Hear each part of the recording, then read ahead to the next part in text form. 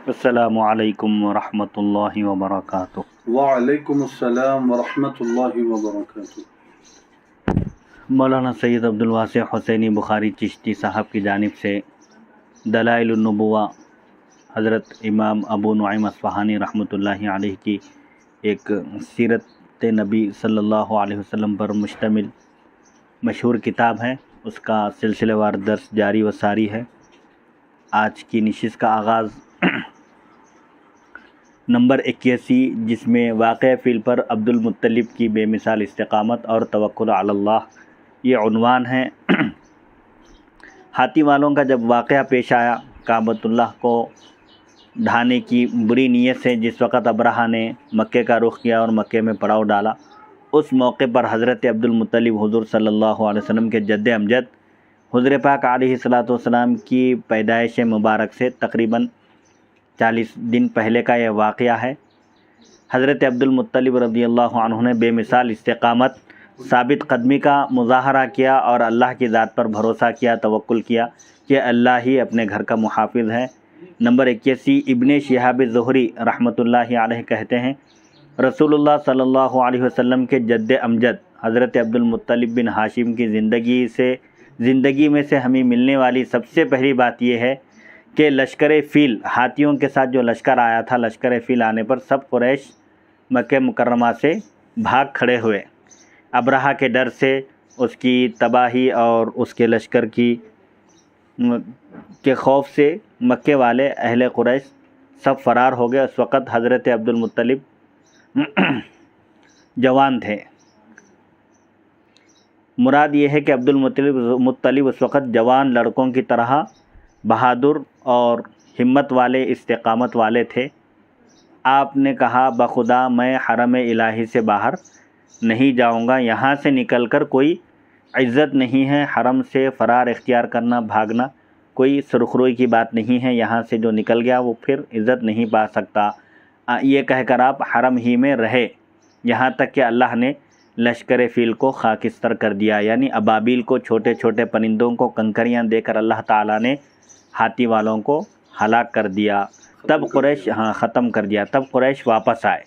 Abraha का लश्कर जब तबाही के घाट, मौत के घाट उतर गया, उस वक़्त कुरैश वापस आए। जब उन्होंने अब्दुल मुत्तलिब की साबित कदमी और बसीरत और हरम इलाही की ताज़ीम का जज्बा देखा तो पहले से ज़्यादा आपका एहतराम करने लगे। नंबर 82, अब्दुल्ला बिन खिराश काबी अपने वालिद से रिवायत करते हैं कि हज़रत अब्दुल मुत्तलिब लश्कर से मुलाकात करके मक्के को वापस आए तो पीछे लश्कर भी आ गया। आप अपने घोड़े पर तेज़ी से आए और मक्के से करीब एक पहाड़ जबल हिरा एक मशहूर पहाड़ है जिसमें वही नाजिल हुई थी, जबल हिरा पर चढ़ गए। आपके साथ उमर बिन आयज़ बिन इमरान बिन मखज़ूम, कबीला मखज़ूम के एक शख्स थे। मुतइम बिन अदी बिन नौफल बिन अब्द मुनाफ और मसऊद बिन अम्र सक़फ़ी भी थे। ये लोग भी आपके साथ मौजूद थे। इन लोगों को साफ नज़र आ रहा था कि हबशी लश्कर ने जब हाथियों को हरम की तरफ चलाना चाहा, हरम की तरफ उनका रुख करके उनको आगे बढ़ाना चाहा, तो हाथी बैठ गए, आगे बढ़ने से रुक गए। हबशी अपने खंजरों, नेज़ों और डंडों से उन्हें ज़ख्मी करने लगे, यानी आगे बढ़ने के लिए उन्हें मारने लगे। हाथी उठे, मगर जब उन्हें हरम की तरफ मोड़ा गया, उनका रुख हरम की तरफ मोड़ा गया, तो वो चीखते चिंघाड़ते, यानी अपनी आवाज़ निकालते हुए फिर वहीं बैठ गए। और जब उन्हें वापस जाने वाले रास्ते की तरफ मोड़ा गया तो वो निहायत सुबह खरामा, यानी तेज़ी से चल पड़े। काबतुल्लाह के अलावा दूसरी तरफ जब उनका रुख फेरा गया तो वो तेज़ तेज़ दौड़ने लगे। फिर तो ये हालत हुई कि उन्हें हरम के अलावा जिधर चलाया जाता फ़ौरन हाथी चल पड़ते, सिवाय काबतुल्लाह के। काबतुल्लाह की तरफ रुख करके उनको आगे बढ़ाने की कोशिश की जाती तो वो एक कदम भी आगे नहीं बढ़ते थे। हज़रत अब्दुल मुत्तलिब और उनके साथी अभी इसी कशमकश को देख रहे थे कि हाथियों को काबे की तरफ बढ़ाने की कोशिश की जा रही है लश्कर की तरफ से, लेकिन हाथी आगे बढ़ने का नाम नहीं ले रहे हैं। तो अचानक उमर बिन आइज़ ने हज़रत अब्दुल मुत्तलिब से कहा, उधर देखो। अब्दुल मुत्तलिब ने देखा तो समंदर की तरफ, यानी जानिब मगरिब से कतार दर कतार परिंदे आ रहे थे, यानी कंटिन्यू मुसलसल मगरिब की जानिब से समंदर की तरफ से परिंदों का गौल आ रहा था। जर्द रंग कबूतर से چھوٹے سیاہ سر اور سرخ چونچوں اور پنجوں والے وہ پرندے تھے، پیلے رنگ کے تھے پرندے، قد میں کبوتر سے چھوٹے، یعنی مقدار میں کبوتر سے چھوٹے، سیاہ ان کے سر تھے، کالے تھے اور لال چونچیں تھیں، اور پنجوں والے وہ پرندے تھے اور ان کی چونچوں میں کنکریاں تھیں۔ عمر کہتا ہے میں نے دیکھا پرندوں نے لشکر پر حلقہ باندھ لیا، یعنی پرندوں نے لشکر کا گھیراؤ کر لیا۔ ہر پرندے کے پاس 3 پتھر تھے، پتھر سے مراد 3 کنکر تھے ان کی چونچ میں، ایک چونچ میں 2 پنجوں میں کنکر تھے، اچھا، ایک چونچ میں اور دونوں پنجوں میں 2 کنکر، اس طرح ہر پرندے کے ساتھ 3 کنکر تھے۔ حضرت عبد المطلب نے مسعود ثقفی سے کہا تمہیں بھی کچھ نظر آیا ہے؟ کہنے لگا ہاں میں نے دیکھا ہے کہ سمندر کی طرف سے گہری سیاہی آ رہی تھی، یعنی پرندوں کا غول، کئی پرندے آ رہے تھے۔ عبد المطلب نے کہا وہ پرندے تھے؟ کہنے لگا تم نے سچ کہا، بخدا وہ پست پرواز تھے کہ اگر ہم انہیں پکڑنا چاہتے تو ہم پکڑ سکتے تھے، یعنی آہستہ وہ پرندے فضا میں پرواز کر رہے تھے، اڑ رہے تھے، اور وہ پرندے لشکر کا احاطہ کر لیے، گھیراؤ کر کے لشکر پر پتھر برسائے۔ عبید بن عمیر کہتے ہیں جب اللہ نے ہاتھی والوں کو ہلاک کرنا چاہا تو ان پر ابابیل پرندے بھیج دیے جو سمندر سے گروہ در گروہ نکلے، یعنی غول کے غول ایک بڑی جماعت کی شکل میں نکلے۔ ہر پرندے کے پاس 3 کٹے ہوئے پتھر تھے، ایک چونچ میں اور 2 پنجوں میں۔ 3 پرندے کٹے ہوئے پتھر، یعنی وہ نوکیلے پتھر تھے، اچھا اچھا اچھا، جیسا کہ اس سے پہلے گزرا کہ جس کے بھی سر پر وہ کنکر پڑا اس کے پیٹ سے وہ کنکر باہر نکلا، یعنی اتنی تیزی کے ساتھ اور اتنا گہرا زخم ہوا کہ اللہ تعالیٰ نے ابابیل کے ذریعے، چھوٹے سے پرندوں کے ذریعے 20,000 کا لشکر، غالباً اس سے پہلے ذکر گزرا کہ 20,000 کا لشکر تھا، وہ 20,000 سپاہی تھے، تو اللہ نے چھوٹے پرندوں کے ذریعے ان کو شکست دے دی، ان کو ہلاک کر دیا۔ ایک چونچ میں کنکر تھا اور 2 پنجوں میں۔ پرندے آ کر ان کے سروں پر صف بستہ ہو گئے، یعنی ان کے اطراف ان کے اوپر چھا گئے پورے پرندے، اور انہوں نے چیختے ہوئے پتھر پھینکنا شروع کر دیے اللہ کے حکم سے۔ کوئی پتھر زمین پر نہ گرا، کسی نہ کسی انسان کے سر پر گرا اور اس کے پیچھے کے راستے سے نکلتا ہوا چلا گیا، یعنی اللہ کے حکم سے وہ پرندے کنکر لے کر آئے تھے، اور وہ کسی کے بھی منہ میں سے پرندوں کے وہ کنکر زمین پر نہیں گرا، جس کا نام اس پر لکھا ہوا تھا وہ اس کے سر پر گرا اور اس کو چیرتا ہوا وہ کنکر باہر نکل گیا، جس سے وہ ہلاک ہو گیا۔ عبید بن عمیر کہتے ہیں مجھے عمرو بن طلحہ نے اور انہی جوسا بن عبید بن امیہ بن عبد الرحمن نے بتایا، کہتے ہیں کہ میں نے نوفل بن معاویہ دوعلی سے سنا، وہ بتلا رہے تھے کہ اصحاب فیل پر جو پتھر برسائے گئے میں نے انہیں دیکھا تھا، وہ پتھر، وہ کنکر جو ابرہہ کے لشکر پر برسائے گئے وہ دیکھے تو کتنے چھوٹے تھے، وہ چنے کے برابر، مسور کے دانے سے کچھ بڑے اور سرخ رنگ کے تھے، گویا وہ یمنی موتی تھے۔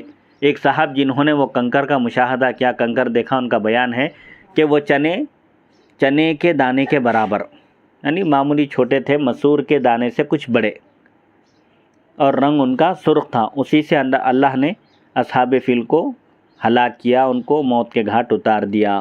واقدی کہتے ہیں یہ ایک مشہور مورخ ہیں، جب ابرہہ واپس بھاگنے لگا تو میں نے سنا ہے نفیل حمیری، حمیر ایک قبیلے کا نام ہے، نفیل ایک شخص کا نام ہے جو حمیر سے تعلق رکھتے ہیں۔ نفیل حمیری نے جو اسے دیکھ رہا تھا یہ کہا این المفر والالہ الطالب والاشرم المغلوب غیر الغالب، کہاں بھاگ رہے ہو؟ خدا تمہارے تعاقب میں ہے، اللہ تمہارا تعاقب کر رہا ہے، پرندوں کو تمہاری ہلاکت کے لیے بھیجا ہے۔ اب اشرم، ابرہہ کا نام ہے یہ، اب اشرم مغلوب ہو کر رہے گا، کبھی غالب نہیں ہو سکتا۔ یعنی اشرم جو کعبۃ اللہ کو، خانہ کعبہ کو ڈھانے کی بری نیت سے آیا تھا، اللہ نے اس کے لشکر کو ہلاک کر دیا اور اس کو بھی اللہ نے مغلوب کر دیا، وہ اپنے جس ارادے سے آیا تھا اس ارادے میں وہ ناکام لوٹا۔ ابرہہ نے کعبۃ اللہ کو مسمار کرنے کا ارادہ کیوں کیا تھا؟ یعنی ابرہہ یہ جو یمن کا بادشاہ تھا، صنعاء کا، اس نے خانہ کعبہ کو گرا دینے کا ارادہ کیوں کیا تھا؟ محمد بن اسحاق مشہور مورخ ہیں، یہ تاریخ داں وغیرہ نے لشکر فیل کے آنے کا سبب، ہاتھی والوں کا لشکر جو مکہ مکرمہ آیا، کیوں آیا، یہ لکھا ہے کہ ابرہہ شاہ یمن نے صنعاء میں خلیس نام کا ایک بڑا گرجا گھر بنایا، ایک عیسائی ایک چرچ بنایا بڑا۔ اس دور میں روئے زمین پر ایسا کوئی گرجا گھر نہیں تھا، یعنی شاندار، اور اس زمانے کی تعمیر کے حساب سے اس میں سونا چاندی ہیرے جواہرات، اور بہرحال ایک بہت عالی شان گرجا گھر اس نے بنایا تھا۔ پھر اس نے شاہ حبشہ، حبش ایک ملک کا نام ہے، شاہ حبشہ نجاشی کو خط لکھا کہ اے بادشاہ، کیونکہ حبشی اقتدار کا اصل مرکز حبشہ یعنی سوڈان ہی تھا، جہاں کے فرما روا کو نجاشی، حبش کے بادشاہ کو نجاشی کہا جاتا تھا، اس کا لقب نجاشی تھا، جبکہ یمن پر ان کا قبضہ اس طرح ہوا کہ یمن کے بادشاہوں میں سے ذو نواس نے یہودیت، مذہب یہودیت کو اختیار کر لیا اور عیسائیوں پر عرصہ حیات تنگ کر دیا۔ یعنی ذو نواس بادشاہ نے یہودی مذہب اختیار کر کے عیسائیوں کو تنگ کرنا شروع کر دیا، اور انہیں طرح طرح سے ایذا تکلیف دی جانے لگی۔ جب اس کی اطلاع سلطنت کے فرما روا شاہ روم کو ہوئی تو اس نے یمن سے بہت دور ہونے کی وجہ سے خود تو لشکر کشی نہ کی، یعنی خود تو لشکر لے کر نہیں آیا، البتہ ایک دوسری عیسائی حکومت سلطنت حبشہ کے فرما روا نجاشی کو لکھا کہ تم لوگ یمن سے قریب ہو اور اپنے مذہب کی بقا کے لیے تمہیں یمنی حکومت سے ٹکر لینی چاہیے، یعنی اپنے مذہب کی بقا اگر چاہتے ہو تو یمنی حکومت سے ٹکراؤ۔ تب حبشیوں نے یمن پر چڑھائی کر کے یعنی حملہ کر کے اسے فتح کر لیا۔ یمن پر سب سے پہلے نجاشی نے اربات نامی شخص کو امیر مقرر کیا، حاکم مقرر کیا، جو برسوں وہاں حاکم رہا۔ اس کے بعد ابرہہ اشرم نے نجاشی کے اشارے سے اربات کا خاتمہ کر کے زمام حکومت کی باغ ڈور سنبھال لی، یعنی حکومت اپنے کنٹرول میں لے لی، اور بعد ازاں واقع فیل کا وقوع ہوا۔ یعنی اس کے بعد جب اشرم نامی بادشاہ نے یمن کی حکومت سنبھالی تو اس وقت یہ واقعہ پیش آیا۔ تو اشرم نے ایک گرجا گھر، عالی شان گرجا گھر تعمیر کر کے نجاشی، حبش کے بادشاہ نجاشی کو خط لکھا کہ اے بادشاہ، میں نے یہاں ایک گرجا گھر بنایا ہے، ایسا گرجا آپ سے پہلے کسی بھی فرما روا نے نہیں بنایا ہوگا، لیکن یہیں بس نہیں، میں عرب کے حاجیوں کو بھی حج کرنے کے لیے ادھر پھیر لاؤں گا۔ یعنی مکہ مکرمہ کو لوگ دور دراز ملکوں سے سفر کرتے ہوئے خانہ کعبہ کا طواف کرنے آتے ہیں۔ یہ بادشاہ نے، جیسا کہ حضرت شیخ الاسلام عارف باللہ مولانا حافظ محمد انوار اللہ فاروقی رحمۃ اللہ علیہ، بانی جامع نظامیہ رحمۃ اللہ علیہ نے بھی اپنی ایک تصنیف میں لکھا ہے غالباً کہ ابرہہ نے پوچھا کہ لوگ مکہ مکرمہ کیوں جاتے ہیں، تو اس سے کہا گیا کہ وہاں خانہ کعبہ ہے، اللہ کا گھر ہے، جس کو اللہ کی طرف نسبت کر کے کہا جاتا ہے، تعظیم کے لیے، اس کا مقام و مرتبہ بتانے کے لیے، خانہ کعبہ کا طواف کرنے کے لیے لوگ وہاں جاتے ہیں حج کے ارادے سے۔ تو اس نے پوچھا کہ وہ خانہ کعبہ کس چیز کا بنا ہوا ہے، تو لوگوں نے کہا وہ خانہ کعبہ تو پتھر کا بنا ہوا ہے۔ تو اس نے کہا جب پتھر کا بنا ہوا ہے اور اتنے لوگ اس کی زیارت کے لیے اور اس کے طواف کے لیے آتے ہیں، میں اس سے بھی عالی شان اور سونے اور چاندی کا بہترین گھر بناؤں گا اور لوگوں کو اس کا طواف کرنے کے لیے بلاؤں گا۔ عربوں کو جب ابرہہ کے عزائم کی خبر ہوئی، اہل عرب کو جب معلوم ہوا کہ ابرہہ خانہ کعبہ کے مقابل میں ایک گھر بنانے والا ہے، تو عرب کے قبیلے بنی تمیم کے ایک شخص کو بڑا طیش آیا، غصہ آیا۔ وہ چپکے سے خاموشی سے گیا ابرہہ کے بنائے ہوئے گرجا گھر میں، ضرورت سے فارغ ہوا اور خاموشی سے چلا آیا۔ جس گھر کو وہ مقدس اور محترم بنانا چاہتا تھا، عرب کے ایک شخص کو غصہ آیا تو وہ گئے اور اس کے بنائے ہوئے گھر میں انہوں نے ضرورت سے فارغ ہو کر خاموشی سے چلا آیا۔ ابرہہ کو پتہ چلا تو کہنے لگا یہ کس نے کیا ہے، یہ حرکت کس نے کی ہے؟ کسی نے بتلایا کہ انہی میں سے کسی شخص کا کام ہے جو مکے والے خانہ کعبہ کا حج کرتے ہیں، کیونکہ انہوں نے سنا ہے کہ آپ یمن کے گرجا کا حج کروانا چاہتے ہیں۔ آپ کا یہ ارادہ دیکھ کر وہ آیا اور وہ شخص یہاں ضرورت سے فارغ ہو کر چلا گیا، اور بتلایا گیا کہ یہ جگہ، اور یہ بتایا کہ یہ جگہ اسی لائق ہے، یعنی ضرورت سے فارغ ہونے کی جگہ ہے، یہ کوئی عبادت کی، تقدس کی، احترام کی جگہ نہیں ہے۔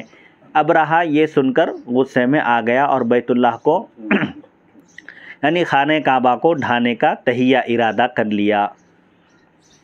11ویں فصل، بچپن سے بعثت تک ظاہر ہونے والے نبوت کے دلائل۔ نمبر 83، ابن شہاب زہری مشہور تابعی ہیں، بڑے اپنے وقت کے جلیل القدر عالم ہیں۔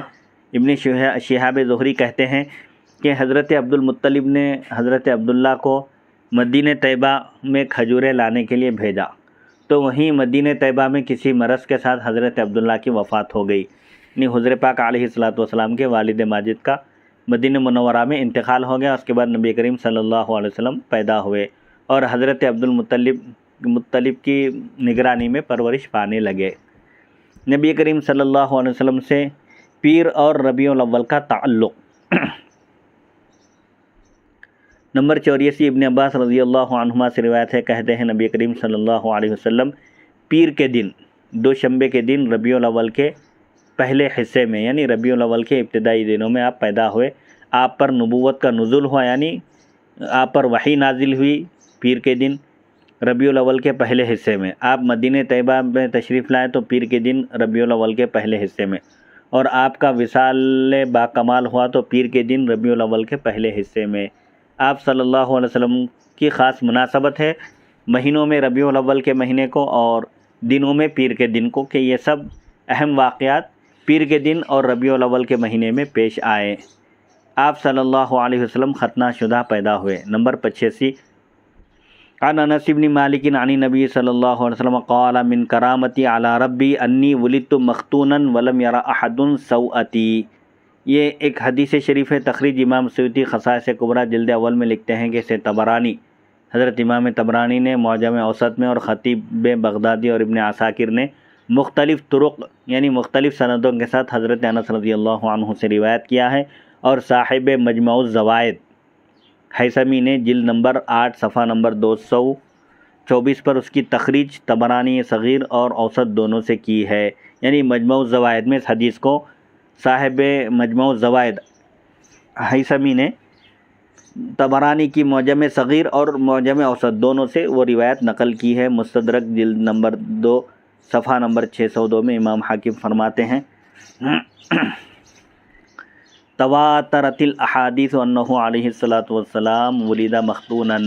اس امر پر یعنی اس بارے میں تواتر کے ساتھ کنٹینیو کئی روایتوں کے ساتھ احادیث آئی ہیں کہ نبی کریم صلی اللہ علیہ وسلم مختون پیدا ہوئے، لہذا ابن قیم ختنہ شدہ پیدا ہوئے، لہذا ابن القیم کا زاد المعاد میں نبی کریم صلی اللہ علیہ وسلم کے مختون پیدا ہونے کے عقیدے پر اعتراض کرنا درست نہیں۔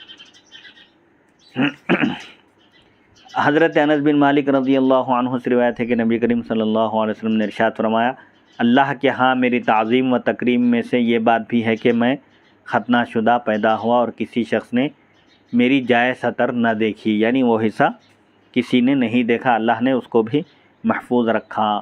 سبحان اللہ سبحان اللہ۔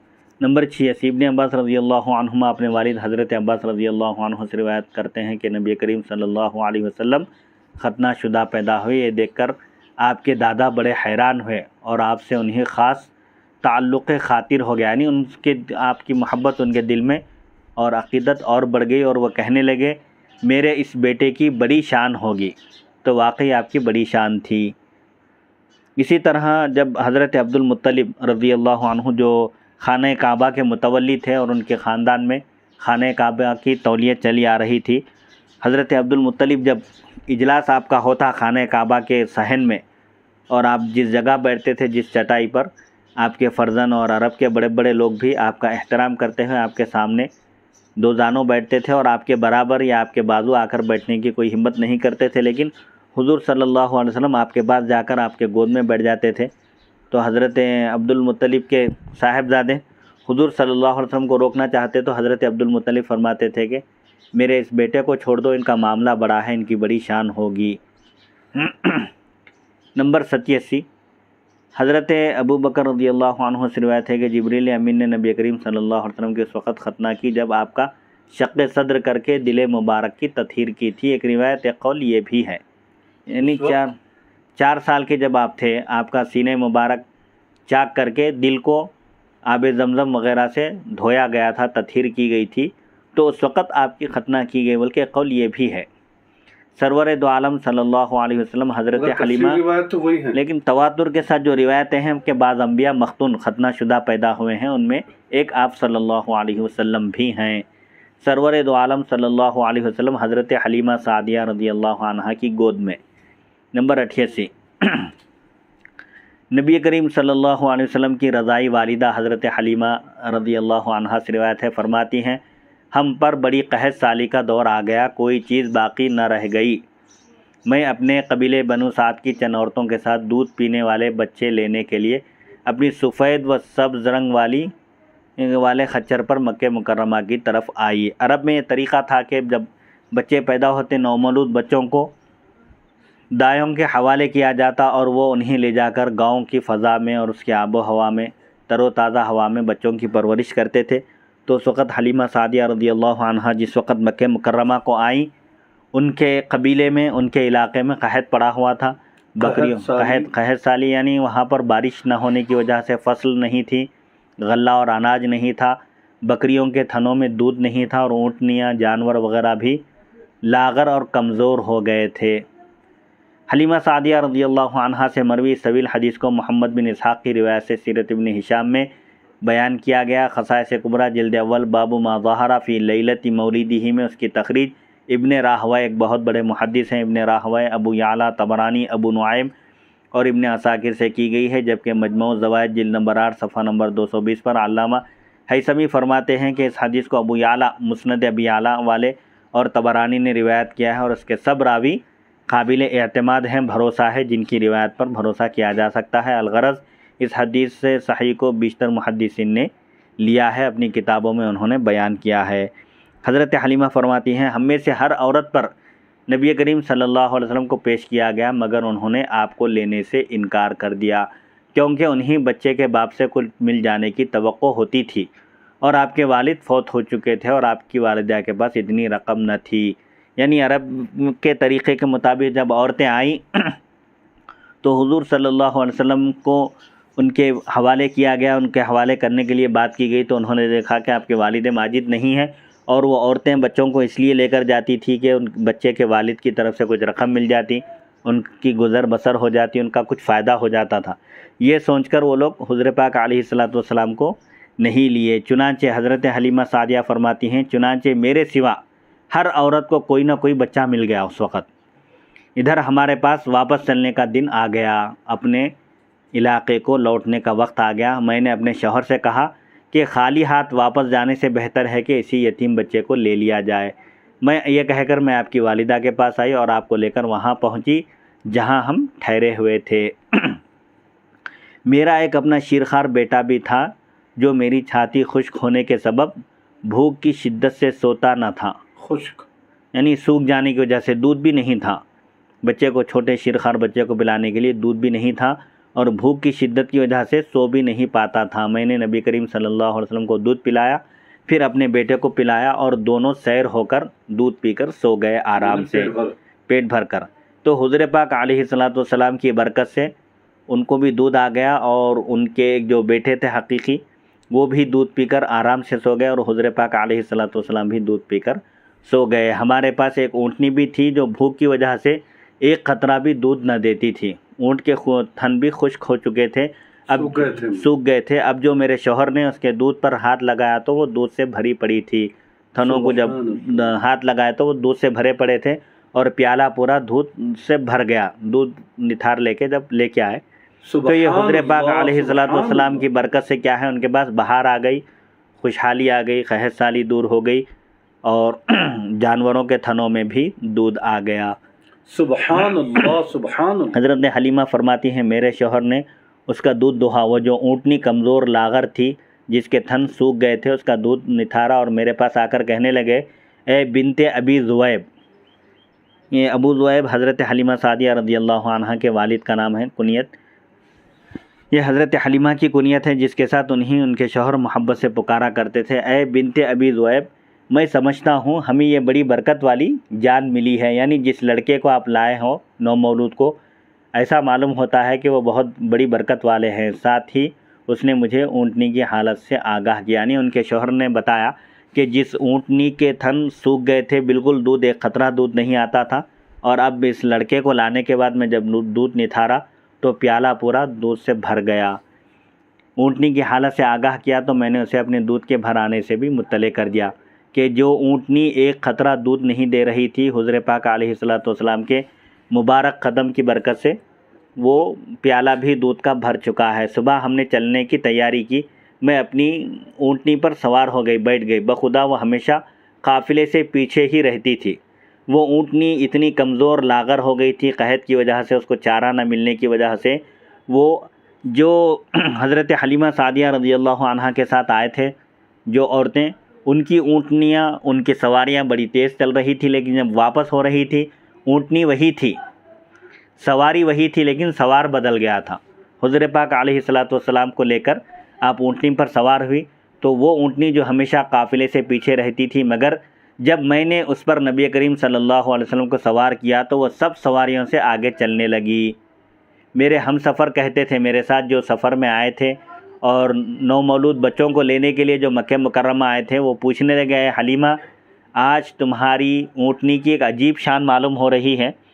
جب ہم یہاں آ رہے تھے تو تمہاری اونٹنی میں دم بھی نہیں تھا چلنے کا، لیکن اب سب اونٹنیوں سے تمہاری سواری آگے چل رہی ہے، کیا بات ہے؟ سبحان اللہ سبحان اللہ۔ کیا تم نے سواری بدل لی ہے؟ حلیمہ سے پوچھا تو حلیمہ نے کہا نہیں، سواری تو وہی ہے لیکن سوار بدل گیا ہے۔ کیا بات ہے، ہائے ہائے ہائے۔ فرماتی ہیں پھر ہم اپنے علاقے دیار بنی سعد، قبیلے بنی سعد میں پہنچے تو بخدا ہمارے لیے ہر طرف برکت ہی برکت تھی۔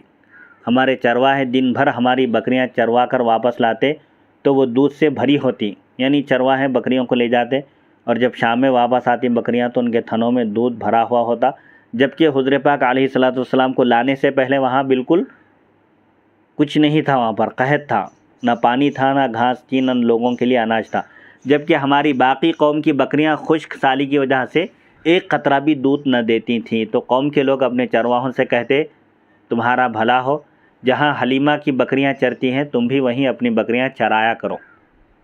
یوں ہی دن گزرتے رہے، یعنی ان بکریوں کے ساتھ چرنے سے ان کی برکت سے ہو سکتا ہے کہ ہمارے بھی بکریوں کے تھنوں میں دودھ آ جائے۔ اسی طرح دن گزرتے رہے۔ ایک دن نبی کریم صلی اللہ علیہ وسلم اور حلیمہ سعدیہ فرماتی ہیں اور میرا بیٹا ہمارے گھروں کے عقب میں پچھلے حصے میں ہمارے جانوروں کے پاس کھیل رہے تھے، اچانک نبی کریم صلی اللہ علیہ وسلم کے رضائی بھائی یعنی میرا بیٹا دوڑتا ہوا آیا اور کہنے لگا، میرا قریشی بھائی قتل ہو گیا ہے۔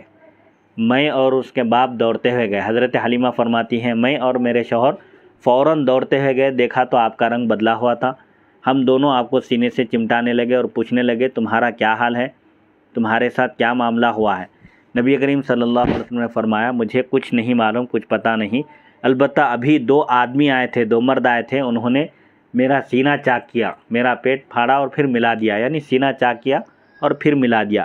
یہ بچپن میں آپ کے شق صدر کے واقعے کی طرف اشارہ ہے، آگے یہ واقعہ مفصل آ رہا ہے کہ سینہ مبارک چاک کر کے یہ شق صدر کا واقعہ کتنی مرتبہ پیش آیا اور کیا واقعہ ہے، اس کی تفصیل انشاءاللہ آگے آئے گی۔ حضور پاک علیہ الصلوۃ والسلام نے فرمایا کہ 2 مرد آئے تھے، انہوں نے میرا سینہ چاک کیا اور پھر ملا دیا۔ آپ کے والد یعنی رضائی والد میرے شوہر، حضرت حلیمہ فرماتی ہے میرے شوہر کہنے لگے، میرا تو خیال ہے کہ اس بچے پر جنات کا اثر ہو گیا ہے، انہیں فوراً اپنے گھر مکہ مکرمہ واپس دے آؤ، اس سے پہلے کہ ہمارے پاس کوئی بڑا حادثہ پیش آ جائے۔ اب اس کا ہر وقت یہی تکرار تھا، یعنی حضور پاک علیہ الصلوۃ والسلام کے یہ رضائی والد یہی کہہ رہے تھے حضرت حلیمہ سعدیہ سے کہ انہیں فوراً مکہ مکرمہ لے کر جاؤ اور ان کی والدہ کے حوالے کر دو۔ چنانچہ حضرت حلیمہ فرماتی ہیں میں آپ کو آپ کی والدہ کے پاس لے آئی اور کہا کہ میں ان کی دایا ہوں، میں نے ان کا دودھ چھڑوا دیا ہے، مجھے ڈر ہے کہ وہاں انہیں کوئی حادثہ لاحق ہو جائے، کہیں ایسا نہ ہو کہ ان کے ساتھ کوئی ناگہانی مصیبت پیش آ جائے، لہٰذا آپ انہیں واپس لے لیجئے۔ آپ کی والدہ نے کہا کیا بات ہے، تم ان سے بے رغبت ہو گئی ہیں، یعنی بیزار ہو گئی ہیں کیا سنبھال کر؟ اس طرح حضرت آمنہ نے حضرت حلیمہ سے سوال کیا، اس سے پہلے تو تمہارا تقاضا یہ تھا کہ تم انہیں اپنے پاس زیادہ سے زیادہ رکھنا چاہتی تھیں، شاید تمہیں میرے بیٹے پر شیطان کی کسی حرکت کا ڈر ہے، نہ ڈرو۔ حضرت آمنہ رضی اللہ عنہا فرماتی ہیں ممکن ہے کہ اس دوران تمہارے پاس کوئی ایسا واقعہ پیش آیا ہوگا جس کی وجہ سے تم نے یہ سمجھ لیا کہ ان پر کوئی سحر کا عاصب کا جنات کا اثر ہو گیا ہے، اس بات کا خدشہ مت کرو، کیوں؟ فَإِنَّ ابْنِي هَذَا مَعْصُومٌ مِّنَ الشَّيْطَانِ، حضرت آمنہ فرماتی ہیں میرے یہ بیٹے شیطان سے معصوم ہیں، محفوظ ہیں، اللہ کی حفاظت میں ہیں۔ کیوں؟ میں نے جب انہیں تولد کیا، پیدا کیا، تو دیکھا کہ خرج منی نور اضاءت لی بہ قصور بصرہ من ارض الشام۔ عام طور پر ایسا نہیں ہوتا، لیکن جب آپ صلی اللہ علیہ وسلم پیدا ہوئے تو مجھ سے ایک نور نکلا جس سے ملک شام جو بہت دور ہے عرب سے، مکے سے، ملک شام کی زمین میں بصرہ کے محل مجھ پر روشن ہو گئے۔ یعنی سبحان اللہ سبحان اللہ، حضور پاک علیہ ہزاروں کلومیٹر کا فاصلہ، ہزاروں کلومیٹر کا فاصلہ ہے، تو حضور پاک علیہ السلام کی پیدائش کے موقع پر ساری کائنات اس وقت روشن اور منور ہو گئی تھی، اور حضور پاک علیہ السلام کی جب ولادت ہوئی اس موقع پر، چونکہ عرب میں لڑکیوں کی پیدائش ہوتی تو وہ لڑکی کی پیدائش کو منحوس سمجھتے اور روتے تھے اور افسوس کا اظہار کرتے تھے، اس لیے اللہ نے ایسا انتظام فرمایا کہ حضور پاک علیہ السلام کی جب پیدائش ہوئی تو اس وقت پورے عرب میں لڑکے ہی پیدا ہوئے، ہائے ہائے ہائے، تاکہ سارے لوگ حضور پاک علیہ السلام کی ولادت باسعادت کی خوشی میں شریک رہیں۔ نمبر 49، برہ بنت ابی تجرہ کہتی ہیں سب سے پہلے ابو لہب کی باندی سویبہ نے نبی کریم صلی اللہ علیہ وسلم کو دودھ پلایا، کیونکہ اپنے بیٹے مسروح کے پیدا ہونے کی وجہ سے وہ اپنی چھاتی میں دودھ رکھتی تھی۔ ابو لہب کی جو باندی تھی سویبہ نے حضور پاک علیہ السلام کو دودھ پلایا، کیونکہ ان کا بھی ایک نومولود لڑکا تھا اس وقت۔ یہ حضرت حلیمہ کے آنے سے چند دن پہلے کی بات ہے۔ بعض روایات کے مطابق سویبہ نے آپ کو 7 دن دودھ پلایا۔ یہ ابو لہب کی باندی تھی۔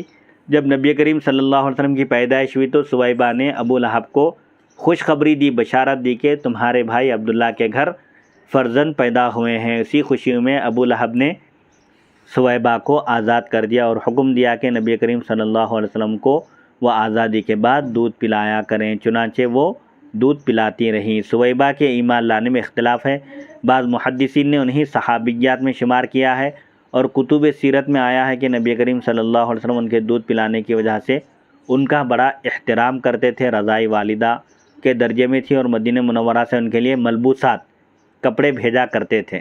ان کی وفات ہجرت کے 8ویں سال واقع خیبر کے بعد ہوئی۔ سویبہ نے آپ سے پہلے آپ کے چچا حضرت حمزہ کو بھی دودھ پلایا تھا، اور آپ کے بعد ابو سلمہ بن عبد الاسد مخزومی کو پلایا۔ گویا حضرت امیر حمزہ رضی اللہ عنہ رضائی طور پر نبی کریم صلی اللہ علیہ وسلم کے بھائی بھی ہیں، رضائی بھائی بھی ہیں اور محبوب چچا بھی ہیں۔ اور پیچھے گزر چکا ہے کہ نبی کریم صلی اللہ علیہ وسلم کی والدہ آمنہ بنت وہب اور امیر حمزہ رضی اللہ عنہ کی والدہ حصالہ بنت وہیب باہم چچازاد بہنیں ہیں، کیونکہ وہب اور وہیب یہ دونوں حقیقی بھائی تھے، تو اس طرح ایک لحاظ سے امیر حمزہ نبی کریم صلی اللہ علیہ وسلم کے خالہ زاد بھائی بھی ہوتے ہیں رشتے میں والدہ کی طرف سے۔ گویا جناب حمزہ کو امام الانبیاء سے 3 نہایت گہرے رابطے حاصل ہیں، تعلقات۔ ایک تو چچا ہیں حقیقی، اور رضائی بھائی بھی ہیں، اور والدہ کی طرف سے خالہ زاد بھائی۔ اچھا، حضرت حمزہ کی والدہ کی طرف سے سگے خلیرے بھائی بھی ہوں۔ ہاں، کیونکہ وہب اور وہیب حضرت آمنہ کے والد اور حضرت عبداللہ کی والدہ کے والد، وہب اور وہیب دونوں بھائی تھے قبیلے بنو زہرہ کے۔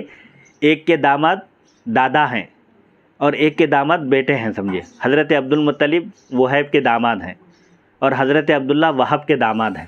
اچھا، باپ بیٹے دونوں 2 بھائیوں کے داماد ہیں، تو اس حساب سے حضرت عبداللہ کی والدہ اور حضرت عبداللہ کے اہلیہ دونوں بہنیں ہیں خلیری۔ جی جی جی جی، تو اس حساب سے 3 رشتے ہو گئے حضرت حمزہ کے۔ حضرت حلیمہ سعدیہ رضی اللہ عنہا کا گھر برکتوں کا گہوارہ بن گیا۔ انشاءاللہ یہ حضرت حلیمہ رضی اللہ عنہا کے گھر حضور پاک علیہ السلام کی آمد کی جو برکتیں جو ظاہر ہوئی ہیں، انشاءاللہ اگلی نشست میں اس کو بیان کیا جائے گا۔ وصلی اللہ تعالی علی خیر خلقہ سیدنا محمد و آلہ و صحبہ اجمعین والحمد للہ رب العالمین۔